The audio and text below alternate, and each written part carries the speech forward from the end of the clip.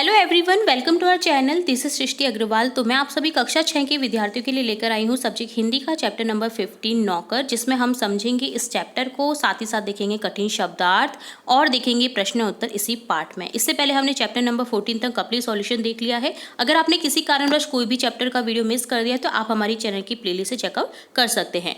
यहाँ पर हम समझेंगे इस चैप्टर को कि इस चैप्टर में क्या कहा गया है, इस चैप्टर के लेखक कौन है और ये चैप्टर कौन सी विधा से लिखित है, और इसके जो प्रश्न उत्तर हैं उन्हें भी समझेंगे, कठिन शब्दार्थ देखेंगे। तो चलिए स्टार्ट करेंगे इस चैप्टर को। चैप्टर का नाम है नौकर, जिसके लेखक हैं अनुबंधोपाध्याय। ये एक रचित निबंध है। गांधी जी नौकर का काम खुद से करते थे। आश्रम में गांधी जी आटा चक्की पर स्वयं पीसते थे। उन्हें बाहरी लोगों के सामने भी शारीरिक मेहनत करने में कतई शर्म नहीं आती थी। शर्म का अनुभव नहीं होता था। एक बार कॉलेज के कुछ छात्र गांधी जी से मिलने आए और उनसे कुछ सेवा करने के लिए कहने लगे। तो गांधी जी ने उन छात्रों को गेहूं साफ करने के लिए दिए। कुछ देर तक तो उन्होंने गेहूं साफ किए, बट 1 घंटे में ही इस कार्य को लेकर के वो थक गए और गांधी जी से विदा लेकर चले गए। गांधी जी ने कुछ वर्षों तक आश्रम में भंडार का काम भी संभाला था। उन्हें सब्जी, फल, अनाज के पौष्टिक गुणों का ज्ञान था।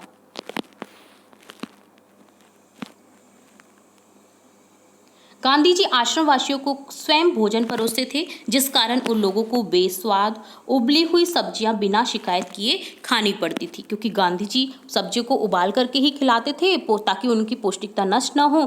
तो जो आश्रमवासी हैं उन्हें बिना कुछ शिकायत किए खुद ही खाना पड़ता था उस खाने को। उन्हें चमकते हुए बर्तन बहुत पसंद थे, तो वो जो हैं बर्तन वो खुद ही साफ किया करते थे ताकि बर्तनों की चमक बरकरार रहे।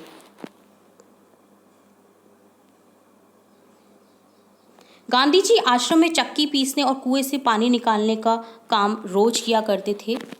वो रोज इस काम को किया करते थे ताकि उनका हाथ पैर चलते रहें, और उनका मानना था जब तक ज़रूरत ना पड़े ना, तब तक किसी से भी हेल्प नहीं लेनी चाहिए।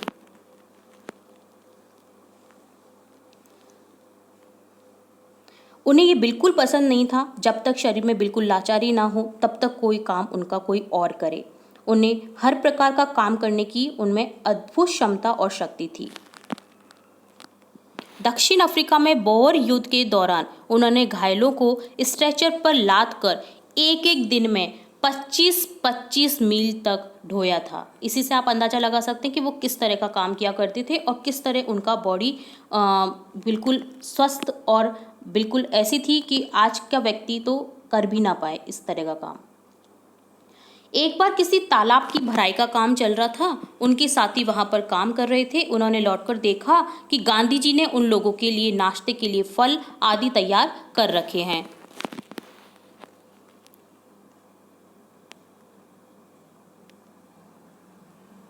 एक बार दक्षिण अफ्रीका में रहने वाले भारतीयों की मांगों को लेकर गांधी जी जो हैं लंदन गए। वहां भारतीय छात्रों ने उन्हें शाकाहारी भोजन के लिए आमंत्रित किया।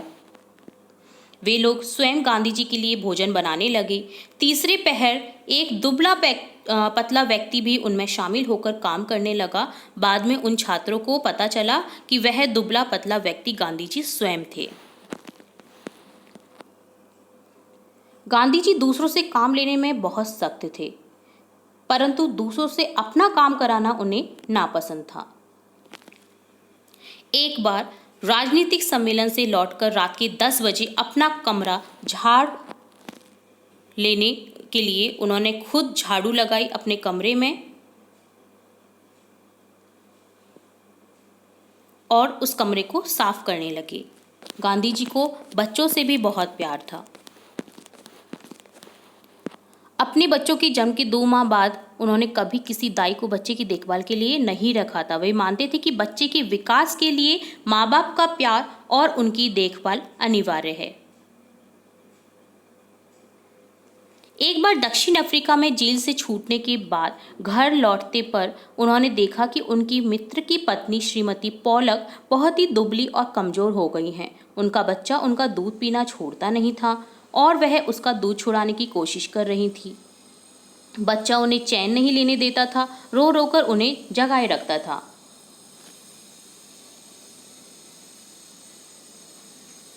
गांधी जी ने 1 महीने तक बच्चे को अपने पास सुलाया।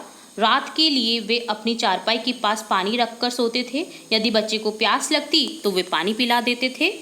आधे महीने तक माँ से अलग सोने पर बच्चे ने माँ का दूध पीना छोड़ दिया।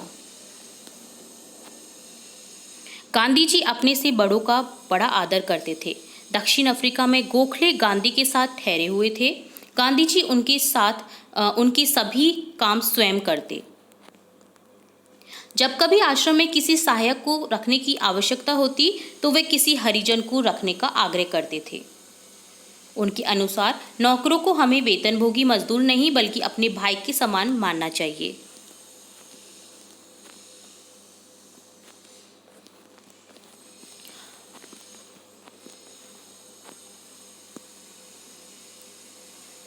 इसमें कुछ कठिनाई हो सकती है, कुछ चोरियां हो सकती है। उनका मानना था कि इसमें कुछ कठिनाई हो सकती है, कुछ चोरियां हो सकती है, फिर भी हमारी कोशिश बेकार नहीं जाएगी। इंग्लैंड में गांधी जी ने देखा था ऊंचे घरानों में घरेलू नौकरों को परिवार के आदमी की तरह रखा जाता था, इसलिए वो इस प्रक्रिया को अपनाते थे और खुद अपनाने की सीख भी देते थे। तो ये था गांधी जी का संपूर्ण एक सारांश समझ लीजिए, उनकी जीवनी से रिलेट एक पैरा समझ लीजिए जो कि अनु बंदोपाध्याय द्वारा रचित है। तो ये जो लेखिका हैं इनके बारे में भी आप पढ़ सकते हैं कि जो लेखिका हैं ये 1917 से लेकर के 2006 तक इनकी मृत्यु हुई है 2006 में, और जन्म हुआ था 1917 में। स्वतंत्रता आंदोलन के साथ साथ सामाजिक कामों में भी गांधी जी की विभिन्न अभिन्न सहयोगी रही हैं। उन्होंने collected works of Mahatma Gandhi के संपादन के अलावा कस्तूरबा ट्रस्ट के साथ में भी काम किया है। बहुरूप गांधी में लेखिका ने गांधी जी की दिनचर्या के उनके कार्यों को रोचकता से लिखा है, जिन्हें गांधी खुशी से करते थे। गांधी जी केवल राष्ट्रपिता और स्वाधीनता के निर्माता ही नहीं थे, उनके जीवन के हर प्रसंग से सीखा जा सकता है। अब देखेंगे इस चैप्टर में आए हुए कठिन शब्दों के अर्थ। सबसे पहले अर्थ देखेंगे बैरिस्टरी, जो कि होती है एक वकालत। पहले बैरिस्टरी को बहुत ही बड़ा माना जाता था। जो बैरिस्टर बन के आता था ना, उसको बिल्कुल इस तरह से माना जाता था कि बहुत बड़ा आदमी है। आगंतुक, जिसका अर्थ होता है अतिथि। कालिक, जिसका अर्थ है धुएं आदि से काला होना। नवागत अर्थात नया आया हुआ मेहमान। प्रवासी, दूसरे देश में रहने वालों को कहते हैं प्रवासी। अनुकरण करना, किसी की नकल करना। फर्श बुहारना, फर्श पर झाड़ू लगाना। पखवाड़ा, 15 दिन का समय। अधिवेशन अर्थात मीटिंग। कारकुन अर्थात कार्यकर्ता। प्रतिदान अर्थात किसी ली हुई वस्तु के बदले दूसरी वस्तु देना। पहले इस तरह से ही वस्तुओं का आदान प्रदान होता था, तो ये होता है प्रतिदान। अब देखेंगे प्रश्न अभ्यास, जिसमें है सबसे पहले निबंध से, जिसमें 5 प्रश्न दिए गए हैं। सबसे पहले प्रश्न देखेंगे, आश्रम में कॉलेज के छात्रों से गांधी जी ने कौन सा काम करवाया और क्यों। आंसर लिखेंगे, आश्रम में कॉलेज के छात्रों से गांधी जी ने गेहूं बीनने का काम करवाया, क्योंकि वे उनकी दर्प को चूर चूर करना चाहते थे। जो उनमें घमंड था कि हम कर सकते हैं इस काम को, वो उनके घमंड को दूर कर देना चाहते थे। अगला क्वेश्चन है, आश्रम में गांधी कई ऐसा काम करते थे जिन्हें आमतौर पर नौकर चाकर करते थे। पाठ से 3 ऐसे प्रसंगों को अपने शब्दों में लिखो जो इस बात का प्रमाण हो। तो इस बात का प्रमाण है, आश्रम में गांधी ऐसे कई काम किया करते थे जिन्हें आमतौर पर नौकर चाकर करते थे। ये कार्य हैं, वे आश्रम वासियों के लिए रोज सुबह चक्की पर आटा पीसा करते थे, घंटों मेहनत करते थे चक्की ठीक करने के लिए। सुबह की प्रार्थना के बाद गांधी जी रसोई में जाकर सब्जियां छीला करते थे। एक दिन तो वह रसोई में कालिख लगे बड़े बड़े पतीले चमकाने बैठ गए। आश्रम के लिए गेहूं बीनने का काम भी गांधी जी ने किया करते थे। थर्ड क्वेश्चन है, लंदन में भोज पर बुलाए जाने पर गांधी जी ने क्या किया। तो आंसर हो जाएगा, लंदन में भोज पर बुलाए जाने पर गांधी जी दिन रहते ही पहुंच गए और तश्तरियां धोने, सब्जी साफ करने, अन्य छोटे मोटे काम करने में मेजबानों की मदद करने लगे। अगला फोर्थ क्वेश्चन है, गांधी जी ने श्रीमती पोलक के बच्चे का दूध कैसे छुड़वाया।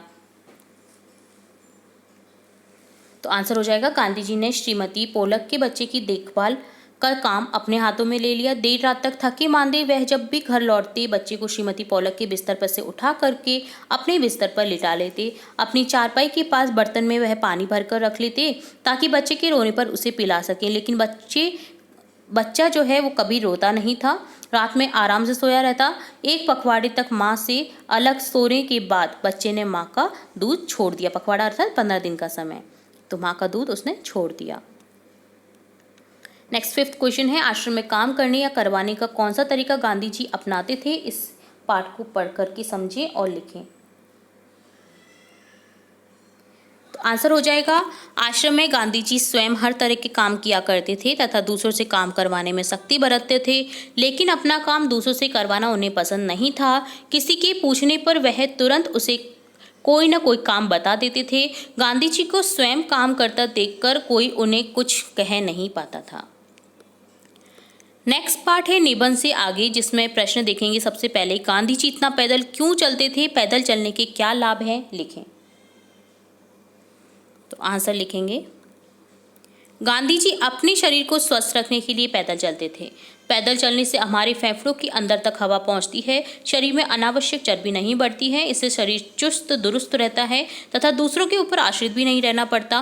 पैदल चलने से लाभ ही लाभ हैं। इसके अलावा पैर की हड्डियां, मांसपेशियों को मजबूती मिलती है और पैरों में ताकत आती है। सेकंड क्वेश्चन है, अपने घर के किन्हीं 10 कामों की सूची बनाकर लिखो और यह भी कि उन कामों को घर के कौन कौन से सदस्य अक्सर किया करते हैं। तुम तालिका की सहायता ले सकते हो जिस तरह से इसमें लिखा गया है। तो सबसे ज़्यादा काम माँ करती है, सबसे कम मैं। पिताजी, भाई और चाचा करते हैं। कामों का बंटवारा करने के लिए सबको बराबर कामों की जिम्मेदारी दी जानी चाहिए। नेक्स्ट पार्ट है अनुमान कल्पना, जिसमें क्वेश्चन फर्स्ट है, गांधी जी अपने साथियों की जरूरत के मुताबिक हर काम कर देते थे, लेकिन उनका खुद का काम कोई और करे ये उन्हें पसंद नहीं था। क्यों? सोचो और अपनी कक्षा में सुनाओ। गांधी जी साथियों की मदद करते थे और उनका काम भी स्वयं कर देते थे, पर वे किसी अपने काम में दूसरों से हेल्प नहीं करवाना पसंद करते थे। उनका मानना था कि सेवा के हकदार बीमार, बूढ़े और बच्चे होते हैं। हमें अपना कार्य स्वयं करना चाहिए, तभी आत्मनिर्भरता आती है। नेक्स्ट सेकंड क्वेश्चन है, नौकरों को हमें वेतन भोगी मजदूर नहीं अपने भाई के समान मानना चाहिए। इसमें कुछ कठिनाई हो सकती है, फिर भी हमारी कोशिश सर्वथा निष्फल नहीं जाएगी। गांधी जी ऐसा क्यों होंगे? तर्क के साथ समझाओ। कहते होंगे, क्यों ऐसे कहते होंगे कि तर्क के साथ में आपको ये समझाना है। तो गांधी के अनुसार नौकरों को हमें वेतनभोगी मजदूर नहीं अपने भाई के समान समझना चाहिए। गांधी जी ऐसा इसलिए कहते होंगे क्योंकि इससे नौकर अपने आप को हीन भावना से नहीं देखेंगे, न ही समझेंगे। वे भी हमारे परिवार के अंग हैं। गांधी जी उन्हें सम्मान दिलाना चाहते थे। भाई मानने पर वे अधिक लगन के साथ काम करेंगे, इसलिए हमें उनके प्रति सहृदय बनना चाहिए।